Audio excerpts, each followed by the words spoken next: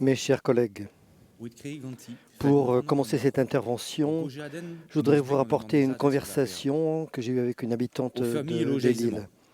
Elle est locataire, non pas par choix, mais parce que l'accès de la propriété est impossible. Elle m'a confié son écœurement, son épuisement de devoir déménager chez qui était pour elle le camping n'est pas une destination de vacances, c'est un déménagement imposé par les vacances des autres. Elle loue en effet la résidence secondaire de son propriétaire et elle est priée chaque année de dégager quand vient l'été, avec enfants et bagages, jusqu'en septembre. C'est illégal, mais c'est saourien sur un territoire parmi tant d'autres où le marché non régulé ne laisse pas de véritable choix aux perdants du Monopoly. Le plus sordide dans cette histoire, c'est le commentaire du propriétaire, grand seigneur. J'aime bien faire du social en hiver. J'aime bien faire du social en hiver. Ce témoignage est loin d'être isolé.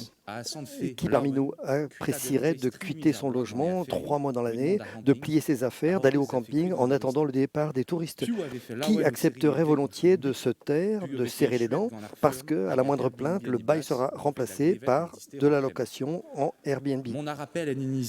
Les îles sont des cas extrêmes, direz-vous. Ce n'est pas comme ça partout, c'est vrai, mais on y vient. Les prix délirants ne sont plus l'apanage de quelques centres-villes ou de littoraux touristiques. Cela fait maintenant plus d'1 an que nous avons été élus au terme d'une campagne déjà marquée par la crise du logement. L'urgence impose de rechercher des solutions rapidement opérationnelles. Lors de la campagne des élections régionales, plusieurs listes s'étaient prononcées pour la création d'un office foncier solidaire régional. Des élus issus de ces listes siègent aujourd'hui sur les bancs de plusieurs groupes dans la majorité, autant que dans l'opposition. Vous-même, Monsieur le Président, aviez annoncé dans votre discours d'investiture votre volonté de concrétiser cet engagement. Les conditions d'une majorité large sur ce sujet semblent donc réunies. Créer un OFS régional aurait le mérite de permettre le déploiement du bail réel solidaire sur l'ensemble du territoire dans un souci d'égalité. L'échelle régionale permettra en outre de faire travailler main dans la main l'OFS avec l'établissement public foncier pour faire de la politique régionale du logement un laboratoire de zéro artificialisation nette.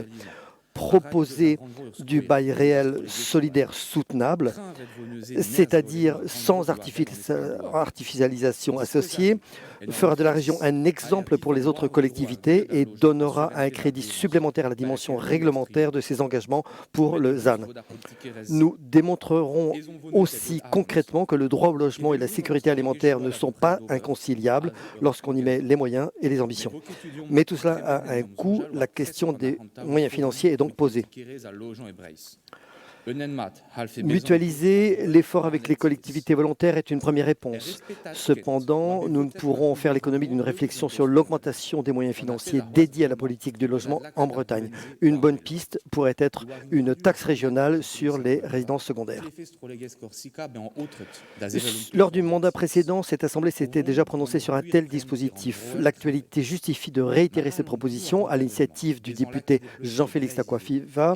La Corse pourrait bientôt être dotée d'une taxe régionale sur les résidences secondaires assortie d'un droit de préemption renforcé à l'échelon régional. Si cette mesure à 2 volets pourrait s'appliquer en Bretagne, nous trouverons là les moyens de doter les moyens considérables un OFS régional naissant et de renforcer l'EPF pour lui permettre d'élargir ses missions et pourquoi pas également de prendre en charge une partie des surcoûts de la sobriété foncière dans la production de logements, notamment de logements sociaux. Nous entrevoyons donc une politique de l'offre soutenable, mais une politique de logement doit marcher sur 2 jambes, offre et régulation, au-delà de l'outil fiscal. La première sans la seconde, c'est en réalité une politique de réserve qui est menée. On ne fait pas société en ménageant des îlots de logement accessibles dans une mer d'inégalités. Le logement est un droit fondamental, le logement digne, celui qui permet l'accessibilité au travail et aux services.